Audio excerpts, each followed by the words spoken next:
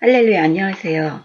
저번 시간에 배운 축복 공식은 첫 번째, 하나님께서 지시하면 하나님이 결정하신 일이 최선인 것을 알고 토달지 말고 그대로 순종하는 것.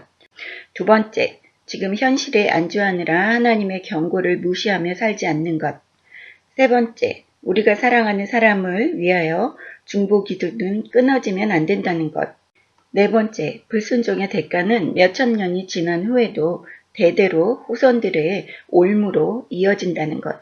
20장 1절 아브라함이 거기서 네게부 땅으로 옮겨가 가데스와 술 사이 그랄에 거류하며 그의 아내 사라를 자기 누이라 하였으므로 그랄 왕 아비멜렉이 사람을 보내어 사라를 데려갔더니 그 밤에 하나님이 아비멜렉에게 현몽하시고 그에게 이르시되 네가 데려간 여인으로 말미암아 네가 죽으리니 그는 남편이 있는 여자임이라. 아비멜렉이 그 여인을 가까이 하지 아니하였으므로 그가 대답하되 주여 주께서 의로운 백성도 멸하십니까? 그가 나에게 이는 내 누이라고 하지 아니하였나이까? 그 여인도 그는 내 오랍이라 하였사오니 나는 온전한 마음과 깨끗한 손으로 이렇게 하였나이다. 하나님이 꿈에 또 그에게 이르시되 네가 온전한 마음으로 이렇게 한 줄을 나도 알았으므로 너를 막아 내게 범죄하지 아니하게 하였나니 여인에게 가까이 하지 못하게 함이 이 때문이니라. 이제 그 사람의 아내를 돌려보내라. 그는 선지자라. 그가 너를 위하여 기도하리니 네가 살려니와 네가 돌려보내지 아니하면 너와 내게 속한 자가 다 반드시 죽을 줄 알지니라. 아브라함은 자신과 사라에게서 난 아들을 통해 하나님의 약속이 성취될 것이라는 말씀을 수차례나 드렸으면서도 또한 죄악을 멸시하는 하나님의 권능을 목격하였음에도 불구하고 아비멜렉 앞에서 같은 실수를 반복합니다. 이 아내를 누이라고 속이는 연약함을 또한 드러냅니다. 24년 전에 애굽 왕에게 누이라고 속인 것과 같이 위대한 믿음의 인물이라 할지라도 시험에 넘어질 수 있다는 연약함을 항상 함께하고 있다는 것을 우리는 볼 수 있습니다. 그렇기 때문에 오로지 하나님 아버지와 예수님만 믿어야지 된다는 것을 보실 수 있습니다. 여기 1절과 2절에 등장하는 아비멜렉은 지금의 가자 남쪽에 있던 고대 도시의 왕입니다. 고고학적 발굴에 의해 족장시대에 이 도시가 매우 번성하였음을 확인되었습니다. 3절에 보시면 아비멜렉에게 꿈으로 나타나셔서 하나님께서 죄짓지 말라고 말씀해 주시는 것을 볼 수 있습니다. 그래서 4절에 아비멜렉이 그 여인을 가까이 하지 않았기 때문에 하나님 앞에 당당하게 말씀드리죠.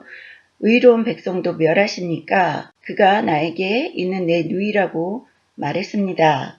그리고 그 여자도 오랍이라고 말했기 때문에 나는 나쁜 마음으로 한 것이 아닙니다 하고 하나님께 아뢰입니다. 그래서 하나님께서 6절에 네가 온전한 마음으로 이렇게 한 줄을 나도 알았으므로 너를 막아 범죄하지 아니하게 하였나니 우리의 마음이 순전할 때 하나님은 우리로 죄를 짓지 않도록 하나님께서 막아주신다는 것을 볼 수 있습니다. 아비멜렉은 아브라함의 거짓으로 인해서 실족할 뻔한 사람입니다. 오로지 사라의 아름다움 때문에 유혹된 사람입니다. 7절에 보시면 아내를 돌려보내라. 그가 선지자이기 때문에 너를 위하여 기도해 줄 것이고 돌려보내지 않을 시에는 너와 너에게 속한 모든 사람들을 다 죽일 거라고 하나님께서 말씀하시는 거죠. 선지자라 이렇게 얘기하신 것은 선지자의 사역 가운데 하나는 하나님과의 관계에 있어서 문제를 가지고 있는 사람들을 위하여 중재하며 기도하는 그런 역할이 있었기 때문입니다. 아브라함은 하나님을 신뢰하지 않고 다시 속임수를 써서 스스로를 보호하려고 하는 이런 꾀를 볼 수 있습니다. 그럼에도 하나님은 그를 보호하시며 그와 맺은 언약을 이루어 주시기 위해서 항상 동행하시는 것을 보실 수 있습니다. 8절 아비멜렉이 그날 아침에 일찍 일어나 모든 종들을 불러 그 모든 일을 말하여 들려주니 그들이 심히 두려워하였더라. 아비멜렉이 아브라함을 불러서 그에게 이르되 네가 어찌하여 우리에게 이렇게 하였느냐. 내가 무슨 죄를 너에게 범하였기에 너가 나와 내 나라가 큰 죄에 빠질 뻔하게 하였느냐. 네가 합당하지 아니한 일을 내게 행하였도다 하고 아비멜렉이 또 아브라함에게 이르되 네가 무슨 뜻으로 이렇게 하였느냐? 아브라함이 이르되 이 곳에서는 하나님을 두려워함이 없으니 내 아내로 말미암아 사람들이 나를 죽일까 생각하였으며 또 그는 정말로 나의 이복 누이로서 내 아내가 되었음이니라. 하나님이 나를 내 아버지 집을 떠나 두루다니게 하실 때에 내가 아내에게 말하기를 이후로는 우리의 가는 곳마다 그대는 나를 그대의 오라비라 하라. 이것이 그대가 내게 베풀 은혜라 하였었노라. 아비멜렉이 양과 소와 종들을 이끌어 아브라함에게 주고 그의 아내 사라도 그에게 돌려보내고. 네, 8절을 보시면 아침 일찍 종들을 불러 모아서 아비멜렉이 어제 꿈에서 하나님께서 말씀하신 것에 대해서 얘기를 해주고 종들도 두려움에 떨죠. 9절에 보시면 아비멜렉이 아브라함을 불러서 꾸짖죠. 어떻게 너가 나를 죄를 짓게 만들었느냐? 지금도 아랍 쪽 나라에서는 강간을 아주 큰 죄로 생각하고 사형에 처하는 것을 볼 수 있을 때 그 시대 때에도 남의 아내를 강간한다는 것은 아주 큰 죄에 빠지게 되는 일입니다. 12절에 아브라함이 말합니다. 나의 이복 누이로서 내 아내가 되었기 때문에 완전한 거짓말은 아닙니다. 이 아내도 죄가 없습니다. 내가 떠날 때에 나를 오라비라고 가는 곳마다 얘기하라고 제가 아내에게 시켰기 때문에 아내도 죄가 없습니다라고 얘기합니다. 그래서 14절에 아비멜렉이 양과 소와 종들을 이끌어 아브라함에게 줬다고 합니다. 그리고 아내까지도 줬죠. 아브라함은 이번에도 재산을 불릴 수가 있었습니다. 이런 죄를 범한 가운데서도 하나님께서 항상 아브라함에게 재산을 불리게 해주시는 것을 볼 수 있습니다. 24년 전에 애굽 왕에게도 자기 동생이라고 얘기했을 때 애굽 왕이 재물을 많이 준 것을 보실 수 있었습니다. 여기 24년 뒤에 지금 아브라함이 99세이며 사라는 89세임에도 불구하고 사라의 미모 또한 출중했다고 보실 수 있습니다. 착각하시는 게 또 하나 있는데 예수 믿는 분들은 아름다우면 안 된다고 생각을 하세요. 아름다움을 죄악시 여기시는 분들이 있습니다. 아브라함의 아내 또한 심히 아름답기 때문에 사람들의 시선을 끌었다고 보시면 됩니다. 아름다운 것은 하나님이 주시는 겁니다. 하지만 그 아름다움으로 남들을 실족하게 만들고 남들을 죄에 빠지게 만드는 것은 그것은 마귀가 하는 짓이죠. 지금 현대에 착각하고 있는 것은 아름다운 것은 자극적인 거라고 착각을 하면서 그렇게 생각을 하고 있는 현대인들의 문제입니다. 아름다운 것은 자극적인 게 아닌 것입니다. 우리 하나님의 자녀들은, 하나님의 아들들, 하나님의 딸들은 심히 아름다울 수밖에 없습니다. 그리고 아름다워지십니다. 예수 열심히 잘 믿고 하나님 말씀에 순종하면 점점 아름다워지시고 또 남자분들, 여자분들 다 아름다워지신다고 믿으시기 바랍니다. 15절 아브라함에게 이르되 내 땅이 네 앞에 있으니 네가 보기 좋은 대로 거주하라 하고 사라에게 이르되 내가 은 1000개를 네 오라비에게 주어서 그것으로 너와 함께한 여러 사람 앞에서 네 수치를 가리게 하였노니 네 일이 다 해결되었느니라.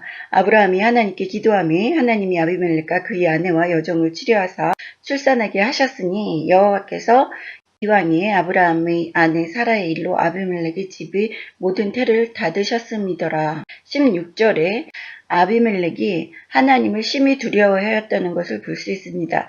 사라의 수치심까지 가려주기 위해서 은 1000개나 오라비에게 즉 아브라함에게 주는 것을 볼 수 있습니다. 하나님께서 아브라함의 기도를 들어주셨죠. 이것은 하나님께서 아비멜렉의 행실을 보고 그냥 다 치료해 주시고 징벌을 걷어들이실 수도 있었지만 아브라함을 통하여 아브라함이 선지자이기 때문에 아브라함을 통하여 이런 일을 하신 일은 아비멜렉에게 아브라함을 함부로 해서는 안 된다는 것을 또한 보여주시기 위하여 아브라함에게 힘을 실어주셨다고 보시면 됩니다. 20장 1절 여호와께서 말씀하신 대로 사라를 돌보셨고 여호와께서 말씀하신 대로 사라에게 행하셨으므로 사라가 임신하고 하나님이 말씀하신 시기가 되어 노년의 아브라함에게 아들을 낳으니 아브라함이 그에게 태어난 아들 곧 사라가 자기에게 낳은 아들을 이름하여 이삭이라 하였고 그 아들 이삭이 난 지 8일 만에 그가 하나님이 명령하신 대로 할례를 행하였더라. 아브라함이 그의 아들 이삭이 그에게 태어날 때에 백세라. 사라가 이르되 하나님이 나를 웃게 하시니 듣는 자가 다 나와 함께 웃으리로다. 또 이르되 사라가 자식들을 젖먹이겠다고 누가 아브라함에게 말하였으리요마는 아브라함의 노경에 내가 아들을 낳았도다 하니라. 하나님은 아브라함의 나이 100세 때에 사라를 통해 아들을 주심으로써 아브라함이 75세 때 말씀하신 것을 100세 때 이루어 주신 것입니다. 아브라함은 그 아들 이름을 웃는 자란 뜻을 짓는 하나님이 말씀하신 이삭으로 짓고 난 지 8일 만에 할례를 행함으로써 하나님께서 명하신 바에 순종했습니다. 이삭이라는 이름은 하나님께서 아브라함과 사라에게 아들을 낳을 것이라고 말씀하실 때에 나이 때문에 도저히 낳을 수 없다고 웃었던 아브라함과 사라의 불신앙을 보여주는 이름이라고 보시면 됩니다. 8절 아이가 자라매 젖을 떼고 이삭이 젖을 떼는 날에 아브라함이 큰 잔치를 베풀었더라. 사라가 본즉 아브라함의 아들 애굽 여인 하갈의 아들이 이삭을 놀리는지라. 그가 아브라함에게 이르되 이 여종과 그 아들을 내쫓으라. 이 여종의 아들은 내 아들 이삭과 함께 기업을 얻지 못하리라 하므로 아브라함이 그의 아들로 말미암아 그 일이 매우 근심되었더니 하나님이 아브라함에게 이르시되 네 아이나 네 여종으로 말미암아 근심하지 말고 사라가 내게 이른 말을 다 들으라. 이삭에게서 나는 자라야 네 씨라 부를 것이니라. 8절에서 보시면 아이가 자라매 젖을 떼고 이삭이 젖을 떼는 날에 큰 잔치를 베풀었다고 합니다. 이것은 우리나라의 돌잔치와 비슷한 것이죠. 그랬을 때 하갈의 아들 14년 전에 태어난 이스마엘이 이삭을 놀리는 것을 보았습니다. 그때 사라가 보고 화가 나서 아브라함에게 내쫓으라고 말을 하죠. 그래서 여종과 10절에 보시면 여종과 그 아들을 내쫓으라. 여종이 아무리 아들을 낳아도 신분이 상승 안 된다는 것을 보실 수 있습니다. 여기에서 주인의 아들을 낳았음에도 불구하고 여전히 여종입니다.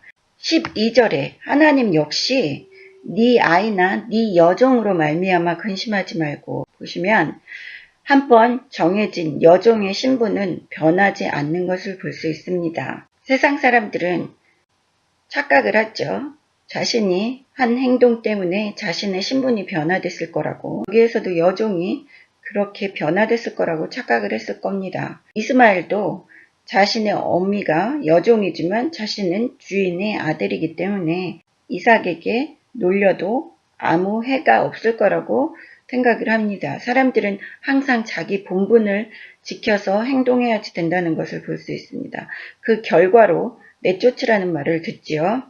하나님 역시 말씀하십니다. 너 사라가 얘기한 대로 내쫓으라고요.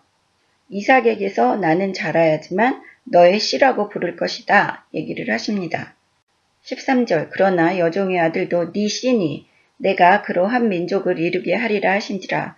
아브라함이 아침에 일찍 일어나 떡과 물 한 가죽 부대를 가져다가 하갈의 어깨에 메어주고 그 아이를 데리고 가게 하니 하갈이 나가서 브엘세바 광야에서 방황하더니 가죽 부대에 물이 떨어진지라. 그 자식을 관목덤불 아래에 두고 이르되 아이가 죽는 것을 참아 보지 못하겠다 하고 화살 한 바탕 거리 떨어져 마주 앉아 바라보며 소리내어 우니 하나님이 그 어린 아이의 소리를 들으셨으므로 하나님의 사자가 하늘에서부터 하갈을 불러 이르시되 하갈아 무슨 일이냐 두려워하지 말라. 하나님이 저기 있는 아이의 소리를 들으셨나니 13절에 보시면 여종의 아들이라고 여전히 부르십니다. 하지만 너의 씨라고 얘기하시죠. 그로 인해서 한 민족을 이루게 하신다고 얘기하십니다. 아브라함의 불순종의 죄로 하가라의 몸에서 여종의 몸에서 태어난 이스마엘까지도 하나님이 챙겨주시는 것을 보실 수 있습니다.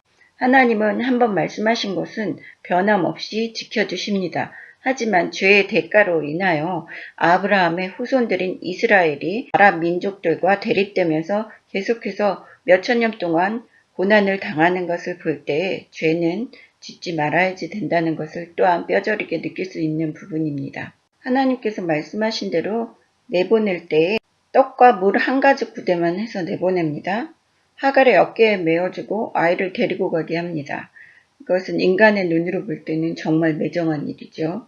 그렇게 많은 재산을 갖고 있고 부하들도 종들도 있을 때 재산을 뚝 떼어 줄 수도 있지만 하나님께서 사라가 시키는 대로 하라고 얘기했을 때 아브라함이 그대로 순종합니다. 아브라함은 하갈의 몸에서 났지만 이스마엘을 내보낼 때 자기 아들이기 때문에 마음이 아팠을 겁니다. 그럼에도 불구하고 아브라함은 하나님 말씀에 순종하는 것을 볼 수 있습니다. 15절에 가죽부대에 물이 떨어졌을 때 하갈이 아들이 있는 곳에서 멀리 떨어져서 소리내어 웁니다. 17절에 하나님의 사자가 얘기를 합니다. 하나님께서 저 아이의 소리를 들으셨나니 하갈의 울부짖음을 들으셨다고 얘기하지 않습니다. 하갈은 하나님과 아무 상관없는 사람이기 때문입니다. 하지만 아이는 아브라함의 후손이기 때문에 하나님께서 챙기시는 것을 볼 수 있습니다. 아브라함의 씨인 이스마엘의 우는 소리를 들으셨다고 합니다. 18절 일어나 아이를 일으켜 네 손으로 붙들라. 그가 큰 민족을 이루게 하리라 하시니라. 하나님이 하갈의 눈을 밝히셨으므로 샘물을 보고 가서 가죽부대에 물을 채우다가 그 아이에게 마시게 하였더라. 하나님이 그 아이와 함께 계심에 그가 성장하여 광야에 거주하며 활 쏘는 자가 되었더니 여기에서 보시면 하나님께서 선택한 백성은 아브라함과 사라의 후손인 이삭을 통해서 선택한 백성이기 때문에 이스마엘을 통하여서 민족을 하나님께서 이루게 만든다고 하셨지만 그 민족은 하나님을 알지 못하는 지금 현재 다른 신을 믿고 있는 그런 민족이 되었습니다. 그럼에도 불구하고 하나님께서는 아브라함에게 약속하신 너의 후손을 번성케 하시라는 것은 다 지키시는 것을 볼 수 있습니다. 21절 그가 바란 광야에 거주할 때 그 어미가 그를 위하여 애굽 땅에서 아내를 얻어주었더라. 하갈이 애굽 출신입니다. 그래서 자기 며느리도 이스마엘을 위해서 애굽에서 얻어주었다고 합니다. 21절에 이 한 줄임에도 불구하고 애굽 땅에서 아내를 얻어주었더라까지 기록하여진 것을 볼 때 배우자 또한 어디 출신인지를 하나님이 중요시 여기신다는 것을 보실 수 있습니다. 다음 시간에 공부할 때 이삭의 배우자를 아브라함이 어떻게 선택을 하는 거에 대해서 나올 때 우리가 또 느끼실 수 있고 성경에서 계속해서 구약에서 하나님께서 배우자에 대해서 말씀하시는 것을 볼 때 느끼실 수 있습니다. 22절 그때 아비멜렉과 그 군대 장관 비골이 아브라함에게 말하여 이르되 네가 무슨 일을 하든지 하나님이 너와 함께 계시도다. 그런즉 너는 나와 내 아들과 내 손자에게 거짓되이 행하지 아니하기를 이제 여기서 하나님을 가리켜 내게 맹세하라.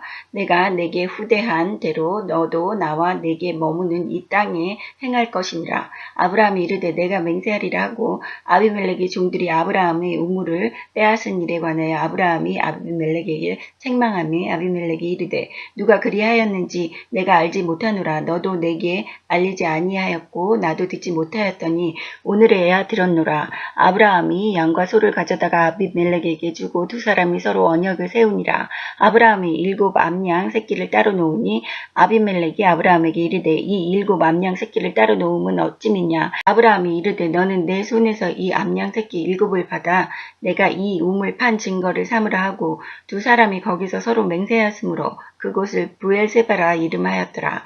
그들이 브엘세바에서 언약을 세우매 아비멜렉과 그 군대 장관 비골은 떠나 블레셋 사람이 땅으로 돌아갔고 아브라함은 브엘세바 에셀나무를 심고 거기서 영원하신 여호와의 이름을 불렀으며 그가 블레셋 사람의 땅에서 여러 날을 지냈더라. 22절에 보시면 아비멜렉과 군대 장관 비골이 아브라함에게 와서 얘기를 합니다. 너가 하나님과 함께 하시는 것을 안다. 우리가 하나님 앞에 죄짓지 않도록 우리를 죄짓지 말게 해라. 아브라함은 그렇게 하겠다고 얘기를 하면서 아비멜렉의 종들이 아브라함의 우물을 뺏은 일에 관해서 얘기를 합니다. 그래서 아비멜렉이 책망함에 누가 그랬는지 나는 알지 못하고 오늘에서야 알았다.